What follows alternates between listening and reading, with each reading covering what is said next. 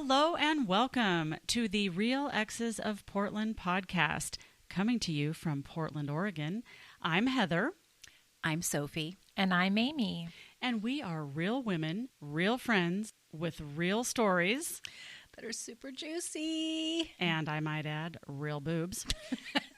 And we would love for you to follow us on Instagram at The Real Exes Portland. And we will be hanging out with you guys every Wednesday afternoon. And you know what Wednesday is? Wine Wednesday. Cheers.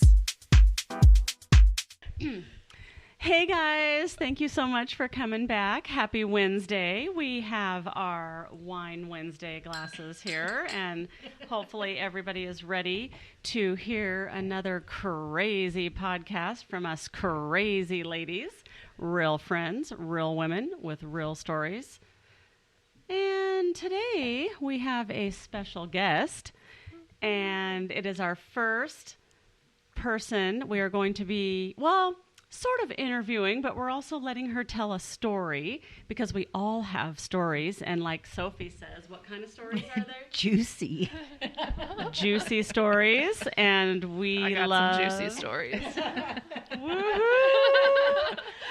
So everybody buckle up and get ready because we're going to hear from our friend Alex today. And should we let her tell her background, or should we say how we know her? Yes, how do we know her, Sophie? Well, actually, Amy is the one that first started. Yes.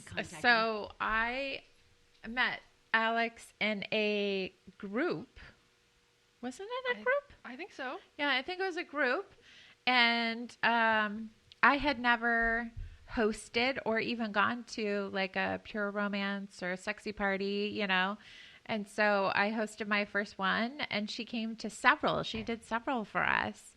And so that's how I met Alex. Yeah, I think, didn't you just message me online and you were like, hey, I want to have a pure romance party. And I was like, okay, cool, let's do it. Yeah, I can't remember what group that was, I don't but either. it was just random. But I'm all about meeting women in the community. And it just seemed like, you know, your personality. You can look at people in a picture and they can either scream personality, comfort, stay away, you know, those kinds of things. And she just had like this warm, lively personality to me. So that's why I reached out. And you're like, and you're so easy to talk to. Yeah. I'm a talker. No, but I mean, like the first time we met you at the pure romance party that Amy had, and you're like, I mean, you were like seriously. You're going to have to do like the extended version of what you do and all that sort of stuff, because we have a lot to talk about. I know we're going to talk about the exes, but I think another ex story. Yes. But we also want to hear about Alex's professional life as well. I have a feeling she'll be on here more than once. Yeah, I can guarantee that. Good idea. Right, Alex? As long as we don't scare her away. Yeah, I don't think you're going to scare me away. You don't spook that easy. Yeah. That's good. Around this crowd. So did you want to get started? Tell us, why you're here. And your name, your rank, your serial number, your social security number. Let's get going. Yes. Okay, well, hi, I'm Alex. Hi. And it's actually kind of funny. I was thinking about it on my way over. I'm over here. I get to be a guest on this podcast, The Real Exes. And it's kind of on the eve of my wedding. I'm getting married in less than 6 weeks. Yay! So ding, ding, ding, ding, ding. I'm doing all of the, crazy run around like a chicken wedding planning things because, of course, we haven't even started really planning anything. So it's going to be fine. It's going to come together 6 weeks. All you have is the date. Yeah, pretty much. The date and the groom. There you go. That's all you need. Yeah. But, I am even friends that I've had in my life for the last few years, since getting with my current man, they're learning my story too. Mm-hmm. And they all know that my man has been married and divorced. He has 2 kids, so I get to have the honor of being a stepmom. But they're like, oh, he's been divorced. Like, what about you? Have you ever been married? And I'm like, I was married and divorced twice by the time I was 27. Wow. So yes, the crazy real stories right here. No judgment. Sounds like a little experience. I know. I'm like, oh, this is going to be juicy. Ow. So I grew up in like a really conservative, religious household, go to church twice a week. I went to a private school. So like making eyes at a boy was like, you got in trouble for it. Certainly couldn't hold his hand. We didn't have any school dances. So like they were totally off limits, which of course made me like super boy crazy. Yeah, super intrigued on what you're missing. What can I get away with? But really, I mean, none of my crazy happened until I was out of the house and, didn't have my parents around to be always looking over my shoulder. So I went to a small state college here in Oregon, and I was excited to move into my dorm, and my parents were helping me move in, and it was like in an international hallway. So every American student had an international roommate. And I didn't know really what that meant other than cool, like there's going to be lots of kids from other places. Yeah. Well, we're unpacking my stuff in my dorm room, and this boy and his parents walk past down the hall into the hall, and my mom turns around, and I swear her eyes were like as big as saucers. Like, she's like, there are boys in this hall, and I was like, I didn't know, and I truly didn't know. Didn't know. And little did I know that boy that walked past my door, he was going to become my best friend. And after a couple years of best friending, we got married. So I got married for the first time when I was 21 to that boy that I met first day of college. The first boy you laid eyes on. The first boy I laid eyes on. For real, yes. Yes. Yeah. So he was also from like small town conservative family, whole thing. And we were so young. I hardly even knew who I was. I didn't even know who I was. I don't think you do know at that age. No. Well, you think you do, but then later you realize you didn't. No.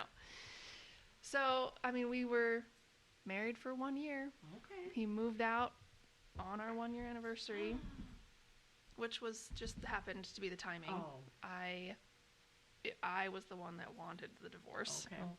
And I broke his heart, and I had to like listen to him sit in his car and cry about it, and it broke my heart even more. So that's the worst. Yeah, it was, and he was a good man. He was a good man. We were just young, and I wasn't there for it.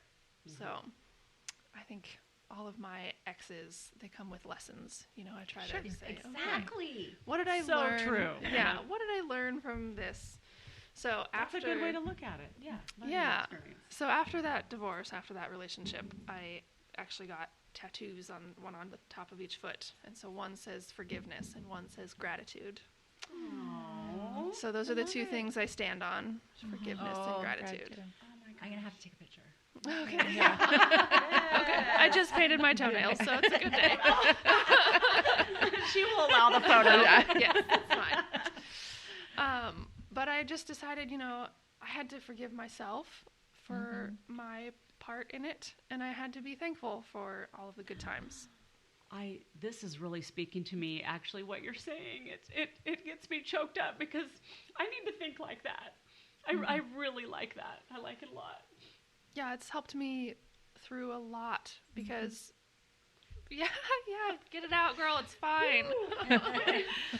Yeah, because we're so hard on ourselves, and when I was 23, I had just turned 23 when we got divorced, and now all of a sudden it's like I was this monster. I lost all of our mutual friends, and all of a sudden I had more in common with my friends' divorced parents than I did with my friends because we got married young. So people my age didn't know what it was like to be married.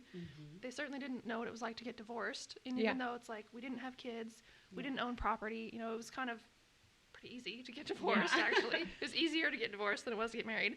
But like, people people, kids my age didn't get it. They didn't know what that meant. So then I was having conversations with people who were 20 or 30 years older than I was, and they understood the emotional toll better. And, it's like you don't want to walk around with this, oh, I'm such a bad person. I did this horrible thing. I wasn't ready. I brought my whole family into it, and then I broke everyone's heart, and now I'm alone. And I was just like, I'm not going to think that way. I'm not going to think that way. Good for you. But, of course, that meant I went directly into my next relationship. Oh, we don't know anything about that. Never heard of that, ever. So that happened. And that was the first time. So 23, I met this boy down at college. I mean, I was still going to college at the time. And I was like, I'm divorced and I'm out of the house and I'm not really under this whole like conservative roof anymore. And I think maybe I like girls. And the guy that I started dating was like, well, that's cool because I think I kind of like boys. Wow, you guys. And so he was like, cool, you want to like wingman for each other? Heck yeah. So we would like go out to the bar and he'd be like, that girl over there is super cute. And I'd be like, well, I think that guy over there is making eyes at you. So it was great relationship. We were good friends. So you were just friends, or did you guys like share, or you just were each other's wingmen, or like we were like in a relationship. I mean, we were romantically involved, and we really loved each other. I think we were the people in each other's lives that like really helped grow. But I mean, that was like 3 or 4 years I was with him. And then eventually he introduced me to a woman that I left him for. Oh, dear. I wish he probably wishes he never would have done that. No. So terrible. So it was another broken heart in my wake. And yeah, I'm a heartbreaker. I was gonna say I'm Rachel Green. I'm Rachel Green on on Friends, on the Rachel Green Haters Club or whatever. Everyone hates me. Yep. I'm there too. Yes. Yep. So I was dating this woman, and in like true, this is terrible stereotype, but in true lesbian fashion, the joke is, what does a lesbian bring to a second date? Do you know? Her luggage? Her luggage.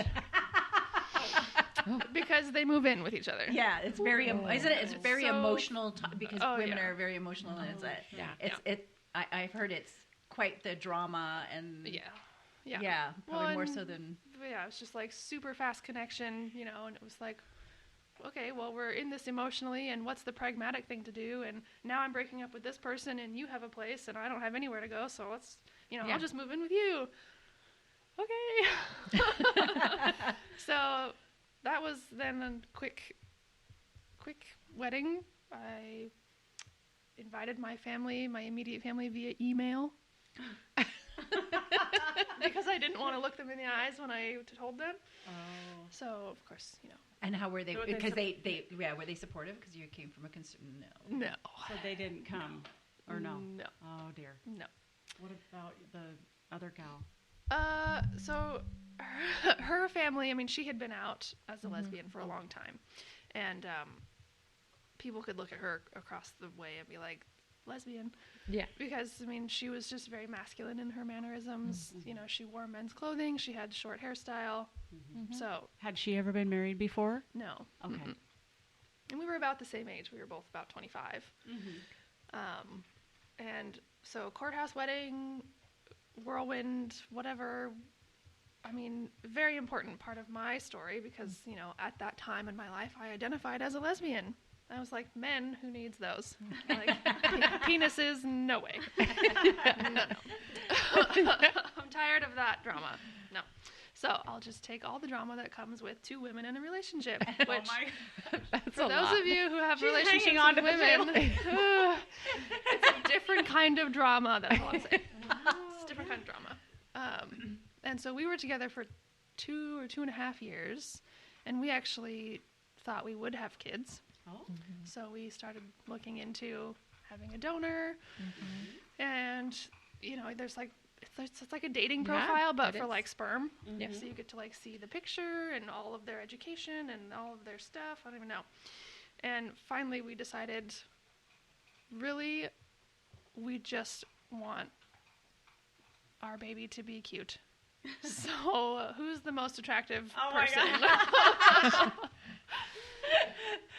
And so we actually had a male friend, who was gay and with a partner, and he was like the most stunningly beautiful person maybe ever. His eyes were like this big, and they were like crystal blue, but like super dark hair, cheekbones. Beautiful. I know, he was gorgeous. And so we actually approached him, and we were like, hey, this is going to be weird, but like, can we have your sperm? So we did it the old-fashioned turkey baster way. With professional or not professional? Not professional. No. No. It's a real turkey baster. Yeah. This poor man would come to our house and like Do his in a do cup. his business. Yep. And Yeah. then we would like suck it up with a syringe and wow, you Yeah. guys. Mhm. So Yeah. And did you, like, who was the recipient of the? me, I was. Okay. Yeah. So Lucky you. Lucky No me. sperm? Ugh. And Well, it's not like you haven't had sperm inside you. right. And of course, but it was like at that time in my life, I was like, oh God, it's like sticky and like it smells weird. All the things. Oh my Did he eat garlic yesterday or? Yeah, for real. Like, ugh. So bless him for all the things, and thank goodness I never got pregnant, because now looking back, I mean, I am so glad I don't have children with that person. Yeah. So I knew the whole time we were together that she was basically a recovering addict. There were hard drugs in the house when we got together, and I basically gave her the ultimatum, like, it's me or the drugs. And so she's, of course, said, oh, it's you, you know. But No, not really. yeah, not. Yeah. And there's, you know, it takes two people to make a relationship work, and it takes two people to unwind it too. So Yeah. I played my part in the end of that relationship as well, and she was having some identity things and was thinking, you know, maybe I want to be on testosterone, and maybe I want to be a guy. And I was like, oh God, I'm not into guys. Like, why? Like, no. So there was a lot of stuff going on at the end of that relationship. And so we got divorced, and, you know, I was 27. So 27, 2 divorces. And now, I think, Sophie, I've told you my little joke is that I married one man and I married one woman, and I got 2 ex-husbands out of the deal because my ex-wife is transgender. And so now he has, you know, he's on testosterone, and as far as I know, lives his life as a man. You know, has chosen a male name, and so, yeah. One man, one woman, and 2 ex-husbands. That's I a love lot. it. Yeah. That's a lot. Yeah. So, and you know, that's like just where my story gets started. Yeah. I think her story's already juicier than any of ours. You're making us look bad here. Oh, well, You're like the ultimate ex. that's why Sophie invited me on. She's like, girl, you got some. You got to tell this story. Yeah. She's telling me this story while she's giving me a massage. So just so you know. A professional massage. Yikes. Let's clarify. Or at least that's what I know it to be. No, it was all in the up and up. Yeah. So I went from that marriage and very much into the like open relationship, polyamorous, queer lifestyle of Portland. Which is Portland. Which I is mean, Portland. yeah. Yeah, absolutely. So Portland is a good place to be all of those things. Yes. But surprisingly, the circles are small, or they were even, you know, Then. 8 years ago. So you ran into the same people kind of a lot, which comes back around. I'm excited to tell that story in a minute. But I met a guy. So I went from lesbian, you know, being a lesbian, to like, maybe I like everybody. I like everybody. She's such a loving person. Yes. So I ended up meeting a guy that, you know, I don't know, he was very, at the time, seemingly emotionally intelligent, very caring. So I latched onto that because when your relationship deteriorates and you don't have any of that connection with the previous person, it's like whoever is next who's like, here, let me take care of you. I was like, yes, take care of me. I'm ready. Yeah. So, and oh goodness, everybody. Where to? Oh, what? Where to go next? Yeah. Oh, you're gonna get emotional Yeah, now. You're gonna make me cry. Sorry, what's No, you can't. No, that's right. Yeah. No. We have tried several Yeah. times here, especially Heather. If that wasn't obvious. Oh God. We welcome all Yes, emotions yeah. here. We really do. Well, it's just looks, knowing my life now and who I have become, and I know that my story is it is me. My story is how I have become the person I have become. Exactly. Yeah. But I look back and it's hard to always have forgiveness and feel thankful because I hurt a lot of people and I made a lot of stupid, naive choices.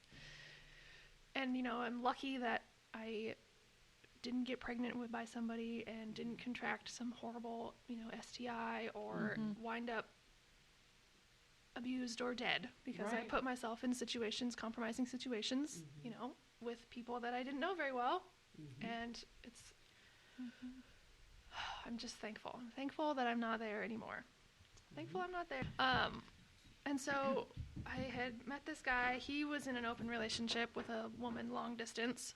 And I kind of got pulled into like his social circle.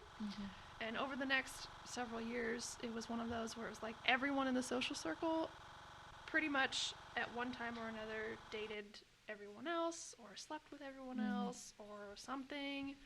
And it was like eight people maybe. It's like, oh, like you and I, we're gonna do a thing. And then it's like, well, that didn't work. And in an open relationship, it's not like you ever break up with someone. You just transition your relationship To the next. Yeah, so it's like we're still going to be friends. We're just going to take the intimate part out of it. So we're going to still be friends and hang out, and it's like not going to be awkward. It's always awkward, okay? It's always awkward. Oh my gosh, yeah, I bet. Because then it's like, oh, well, now we're hanging out, and I'm, now we're not sleeping together, so I can come sleep with someone else over here. And, well, you two have already slept together, so, it's like, wow, you can't even keep track anymore of, like, who's been with who, and... I personally think I would have a really hard time with that. I mean, I don't know. I'm not that generous. You're not that generous in your hoo-ha?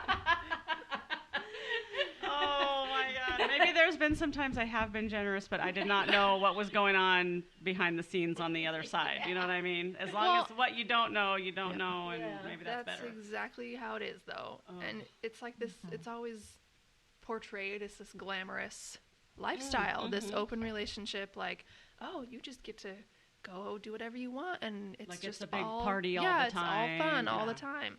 No, it's not. Well, and I imagine that it has. I imagine it has this huge emotional toll, Yes. Oh my gosh. along with like your energy. A person only has so much energy to give, especially if you're just in one relationship, let alone an open relationship that invites lots of more people to participate in that. That would be like so much giving, dysfunctional or not, so much giving, and probably not very much stability like given back to you. Absolutely. Definitely not very stable. Yeah.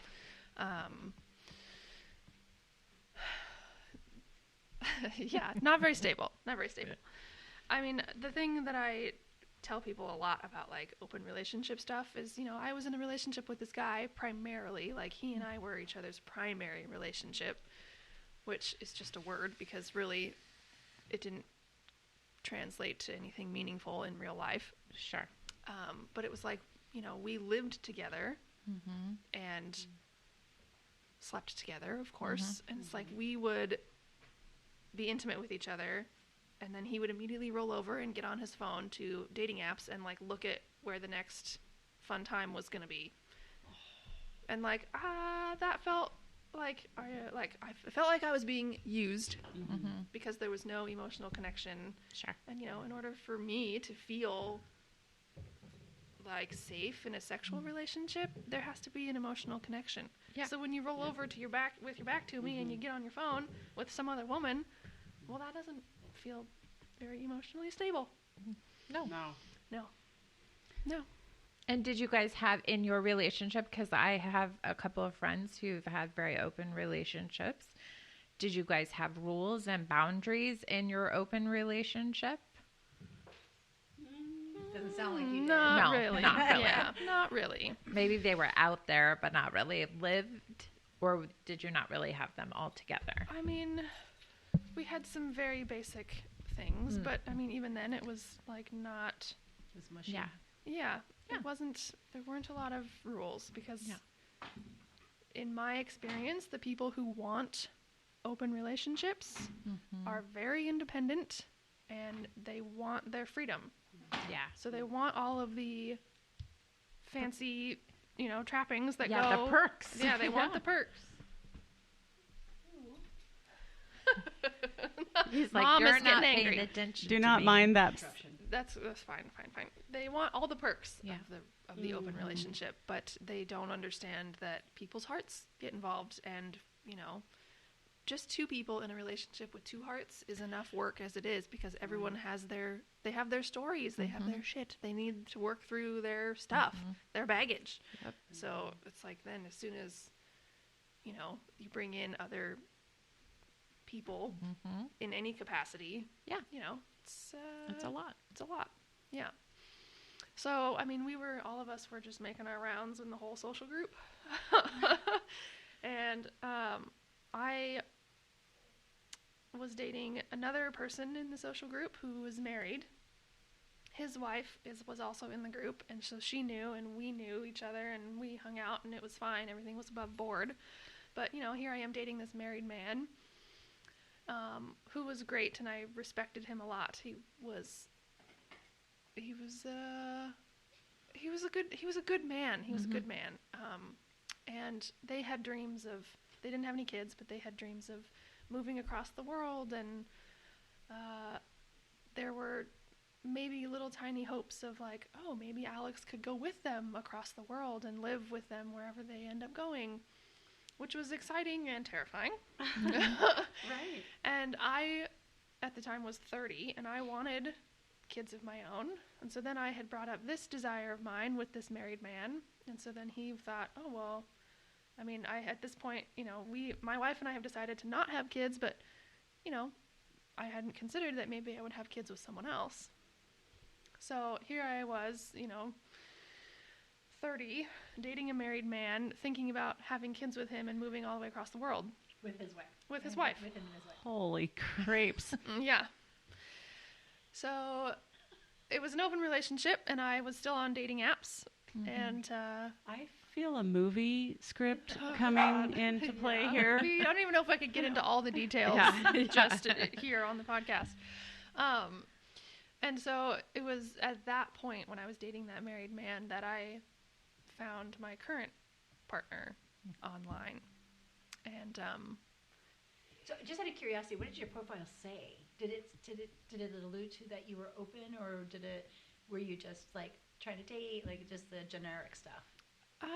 Because on dating apps you do see. That's a good question. I think I know for sure that I had put on there that I was like a queer woman, and that I was currently in a relationship, but looking for like long-term serious partnerships, because that's what I wanted. I wasn't really into like the casual sex type thing. I wanted like emotional connection with people.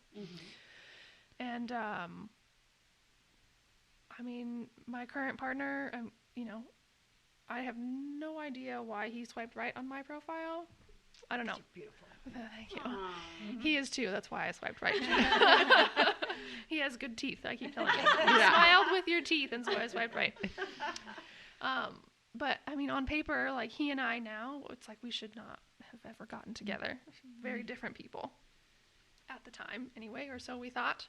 And so we went on a first date, and it was great, and we like made out like high schoolers, and I felt like I was 16 and butterflies again, you know, and we started seeing each other pretty much as often as we could with his work schedule and 2 kids and all of that, right? So but with very quickly within us starting to date, maybe even the second or third date, he was like, okay, like if this is casual, that's fine, but if it's more than casual, I need to know, because I don't do open. Like, I'm a monogamous person. I don't share. I'm kind of jealous and possessive. So, like, once you're mine, that's it. And I was like, whoa, I haven't had anyone say that to me, maybe ever. Like, especially coming from this open relationship world. And, I mean, I went home and sat on my bed one night and was like, what the heck am I doing dating a married man, thinking about having kids with him and moving all the way around the world where I have no support system and I can't be married to him. He doesn't want me to live with him because his wife doesn't want me to live with him. So I'd be living by myself as a full-time mother to a part-time dad. Like, what the heck? What the heck? Not the word I used, but You can use those words. Something else that ends in k. yeah. And And so I went back to the guy I'm with now and was like, okay, like, I'm in. Let's if we want to like make this exclusive, let's do it. So I broke up with the married guy. Another heart in my wake. It was pretty terrible. He told me that I had serious problems and I needed to like see a professional because I had broken his trust and all this stuff. It was Yeah, you were in an open. He was in an open relationship with you. I mean, I get everybody has their part. I do get that piece, Yes. but dude, come on. Yeah. So, I mean, again, it was like another point in my life where I let go of pretty much everyone that I knew because, I mean, edit that part out. My current person was like, you know, I don't feel comfortable with you just like being friends with your exes. Like, you know, you had connections with them and you've slept with them, and like, I don't want that in my life. So like, I don't feel comfortable with that. So then I had to really think about, okay, is it worth it to like Let go. Do I need to let go? It's so hard to let go. It's so hard to let go when it's what you've known. Right. And it's like, that was my whole friend group. And yeah, they were like all my exes, but you know, those were my people. Yeah, felt like family. Yeah, Dysfunctional or not, still felt like family. Yeah. So, I mean, I lived in Portland with all of these super open relationship queer Portlanders. And then I moved out here, you know, out of town a little bit, out of Portland anyway, to be with this man who's like very monogamous, very conservative, you know, single dad basically, right? Totally different lifestyle. And I had to let go. I had to let go of all the baggage that was holding me down. So the last 4 years of being in my current relationship have been like learning curve like crazy. Put myself in therapy. I wanted to super, super great. I felt like, you know, that scene from Oprah from years ago where she was like, you get a car and you get a car. I went through therapy and I was like, that's how I feel about therapists. You get a therapist and you get a therapist and you get a therapist. Everyone should have a therapist. It's great. So, yeah, you know, all my crazy exes, who I'm sure, you know, they would say that I'm the crazy ex. Wasn't that? I had that thought. We all have our stories where we're talking about our exes, but that also makes us an ex. Yeah. So I'm sure if they, you know, if any number of them were sitting in the chair telling their story about me, I'd probably sound like a crazy bitch. Yeah. So I have to still work on the forgiveness and gratitude all the time. And now, currently in my relationship where we are monogamous and I'm doing the work, and it's, you don't get to run away when things get hard, and you have to like, you know, okay, put your big girl britches on. Yeah, like own your stuff. Yeah, you have to own your stuff. And holy cow, it's a lot of work. It's so worth it. It's been, now I'm really going to get emotional. It's what I always wanted. It's what I always wanted. It's like when you finally are in a relationship where you remember You're with someone that makes you remember who you truly are.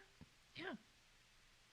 I wanted my knight in shining armor, house with the white picket fence and 2 kids and a dog. And, I got it all. I got it all. After everything that I did and all the stupid choices that I made and all the people that I hurt, someone out there was looking out for me, and I still get to live my fairy tale, my happily ever after. Mm-hmm. So, Isn't it kind of funny, though, how even though it's something that we want, we tend to run away. There's a fear in the reality coming true. At least I have seen that in myself. It's weird, kind of. I don't know. I also tend to be the one that wants to run away when anything fear-based comes up. I want to run away. yeah. So Well, I just understand what you're saying. that's what I did, I ran away from everything that got hard. Mm-hmm. Every relationship. I mean, I'm sure looking back, I probably could have made it work with any number of those people. Sure. But it got hard and I ran away. Mm-hmm. And then it got hard and I ran away. And then after a while, I had a whole collection, I love it. I had a whole collection of all the baggage, all the things that I ran away from. I ran away from my own insecurities, and I ran away from the things that I really wanted, and I ran away from having to do the growth, to grow up. Hello, grow up. It's amazing when you have kids. When you have kids, you don't really get to be a kid anymore. And I got into this relationship where I had Insta kids. Yeah. Insta kids. And so, of course I went to therapy because I was like, holy shit, I don't know what to do. Yeah. But, I stopped running away, I think is the point of that. I stopped running away. And it's so much work. And it's like the inner work that it's not like people see it on the outside. Absolutely. Yeah. Yeah. It's not like it's one of those things where you get balloons and presents and it's a party. It's like people don't see. It's not like you bought a new car or you are having a baby or you're whatever, It's like all this hard, deep inner stuff. And you know that you're making progress and you're like, can somebody just tell me I'm doing a good job? Yeah. Right. Yeah. Actually, yes, totally. Yeah. It's like that community. Like you want that community. Up until the 3 of us got together and started talking about our stuff and evolving, it's like you want that one friend or the group of friends who can see all the internal stuff. But in order to do that, you have to be willing to share it. Yes. And some people are willing to share it, and then other people are not ready to share it, but they wish somebody would just see straight through them so they wouldn't have to say those things. Yes. And so I think that your story and coming out in such a difficult way, we all have our difficult stories. Yours is just your version of it, but allows you to, build your community, whatever that looks like. So, yeah. Well, and for Sofie to say you're just easy to talk to. I think maybe that's part of it is I pride myself on really being a real person, and people are like, oh, I have my own baggage and my own stories, and I'm like, huh, trust me, it's not gonna surprise me. So, exactly. So let me tell you all of my stories, and then you'll feel comfortable. Yeah. Because it's not, I can't touch it. Can't touch my stories, so it's fine. So. I enjoy stories, Stories are who we are. It's who we are. It's how we relate to each other. And we all have them. Your current partner may not have come into your life at all if you didn't do what you were doing. And if you met him earlier in life, it may not have worked out. Oh, yeah. Which is, we talk about that all the time. He's 10 years older than I am. Okay. And so he'll tell me stories of, when I was 18 and whatever, and I was, high school, this and that. Yeah, I was 8.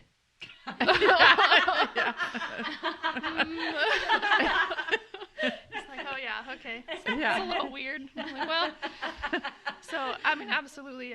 Even if when I was 20 and he was 30, we were not the right people for each other at that time. So I know that both he and I had to go through everything that we went through so we could be ready for each other and the amount of work that it takes to even have two people in a relationship make it. Because every day, it's work. It's work. And I can understand why people want to run away, because it's hard some days. Yeah. So in your family dynamic, growing up conservative, going through this lifestyle that of course doesn't fit the conservative piece of it, are you close with your family now? Like, did you stay close with them at all during the wilder days, so to speak, or alternative lifestyle choices? We are close now. I'm closer Okay, now. yeah. When I first came out as like, I like girls, Yeah, that was that quite was a shock. the game changer. Yeah, probably. and I think there were several months where I didn't talk to my family, which was hard on everybody because I've always been close to my family. And I remember the exact day actually that we like started talking again. I was at the grocery store. It was after 9 months or something of no contact with my family. And I was in the grocery store and I had that feeling that someone was watching me. It's like, ooh, all your hair stands up and you're like, what the heck is going on? And I look around and like all the way down the aisle at the other end of the store was my aunt. Whoa. Who is like, she's like my second mother. I mean, she's my mom's sister and they're very close. And we're very close. And she was just like standing there looking at me. Like, oh, okay, now I gotta forced. Yeah, okay. And so I like walked, all the way down the aisle. You made the first move. Yeah. Yeah, and I walked all the way down to her and hugged her, and she was like, "We miss you." Oh. And I was like, "Okay, like, I'll come back. Like, I'll come back." So I had to have that conversation with my family of like, if you want me around, you have to have my person around too, regardless of what gender they are. Yeah. And so, I mean, I think it was difficult for my family, but they were as supportive as they could have been, and they opened their arms to whoever it was that I brought home, which over the years was many people. So bless my family for sticking with me. Yeah. And now, I mean, my parents, especially my family, they couldn't be happier. Yeah, they're welcoming him. Yes. Yep. They're like, oh, like I'm a man with like man parts who lives his life as a man. Yeah. Like, they're like, yes, that's what we want for our daughter. Like, okay, good. Me too. I'm here for it. So, yeah. That's good. Yeah. It's good when families can come back around. Yeah.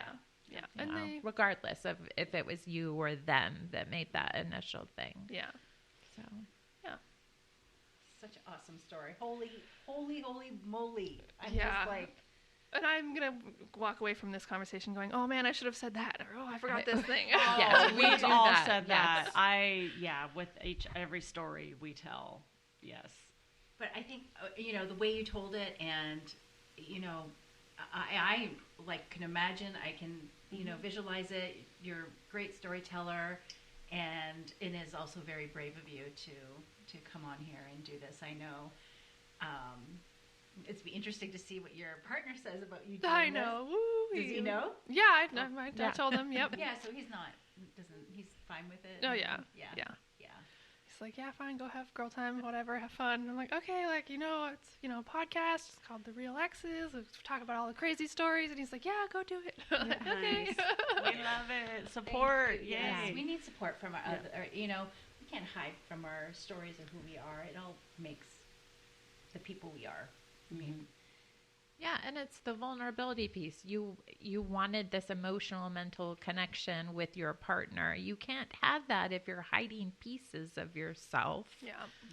in the background, hoping that maybe someday in the future you can open that piece of yourself. It doesn't really work that way. I know people try it, and maybe it works for other people, but when you're in, you're like in, Yeah. hopefully. So, Well, and it's interesting because, our stories, mine and his, are very different. He went to high school with his ex-wife. And so, I mean, they were together and then they weren't, and then they got back together, married, bought a house, had kids, the whole thing. Yeah. And so, I mean, I had this crazy lots of partners up and down story, and he had, you know, the one consistent long-term, many years, big life events with one person. Yeah. And, you know, she is still in our lives because she's the kids' mom. Oh, Of course. She lives right down the road. Like, Yeah. I sit next to her at the ball game. Yeah. Like, you know, like, we talk about our nail polish. You know, so our paths are very intertwined, you know, me and his ex. Yeah. And my story is such that I really needed to let go of mine to become who I am today, to become the woman that I am supposed to be and meant to be, to show up fully for my current relationship. So we, you know, just because mine looks different and his is still in the picture doesn't mean that either one of us gets to hide from it. Yeah. Yeah. Absolutely. Yeah. And I think it's good to share what, you know, your story, and, you know, because we talk about more other type of relation, more monogamous, you know, and there is this other lifestyle that happens, and there is, you know, choices that people make, and there's no judgment, and we do have to, you know, let go of that judgment and just understand that these are people, regardless of how you live or what you do or what choices you make, and that you can one day be this and then be something and be what you want to be and come through it and grow. I think it's a great story. Thank you so much for sharing. Yeah, thanks. Thanks for having me. Yes, thank you so much. This was wonderful. And perhaps it will inspire some other folks to be more vocal about their past, because the truth is there's probably a lot more people that could have a similar story, but they're not willing to open up and share, you know. So No, I think you're absolutely hitting it. It's easy to talk. It's easy to talk about our relationships, but open relationships, that whole dynamic of, you know, being gay or lesbian or anything else that fits in that lifestyle, there's not a lot of people in more intimate settings that really talk about their experience because there's so much judgment. Yep. You're now a title. You're no longer really a human to human interaction. Yes. And I think we just miss like so much about connection with someone because of that judgment. Yeah. You know what? I was just thinking the timing is very good because it is LGBTQ plus. Oh yeah. Oh, Pride Yeah. Month. That's It right. is. Pride Month. Yeah. What perfect timing for you to join us. Oh my gosh. Yay. We love you so much. Thank you for coming and talking to us, and we want you to come back I will Yes. come back. because we want to hear more about All other the things you do. All the things you do. Okay, I know that we are. Well, but I have to say one more thing. I have to say one more thing. Going back to Amy a little bit about what you were saying, the two communities really, this LGBTQ open relationship queer community versus like a more traditional or monogamous community. It doesn't matter what direction you're going, right? If you're going from monogamy to open or from open to monogamy or something. In my experience, those two communities of people really don't like mingle a lot. And so you can find all of the help and support that you need within that one community. But as soon as you say, I want to go from this community to the next, it's really, really hard because nobody understands. I mean, the people in my life from when I was in an open relationship, I feel like, and I don't know this for sure, but I feel like if I were to go back or run into any of them and I was to say, oh yeah, I'm in a very traditional, monogamous, like traditional gender roles, you know, like very traditional relationship now, they would be like, whoa, like that's not my thing. I don't know even how to talk about that. You know. Well, when it's you very say hands that, off. and it will come out sometime in a different podcast maybe, but one of my good friends who I absolutely adore, this person, came out, and I've known this person for about 3 or 4 years, came out and just told me, like, I don't know, 3 or 4 months ago that he's gay. And he didn't say anything to anybody because he thought he would be judged and I would not love this person any more than I already do, just because he finds himself more attracted to men than women. And that literally broke my heart. How could someone feel that way? Like knowing who I am. And the mere fact is, he came out and said, I told my family, and my family, who should love me unconditionally, who should respect me as a human, can't, but some of my family can't even talk to me. I'm no longer this person. He's like almost in his 40s. He's been carrying this secret for a very long time. And that like really hit home, that if you can't trust your own family, or you went to your family and they've rejected you, in their back of their minds, oh, my friends are going to reject me. Oh my gosh, that just like hurt me so bad.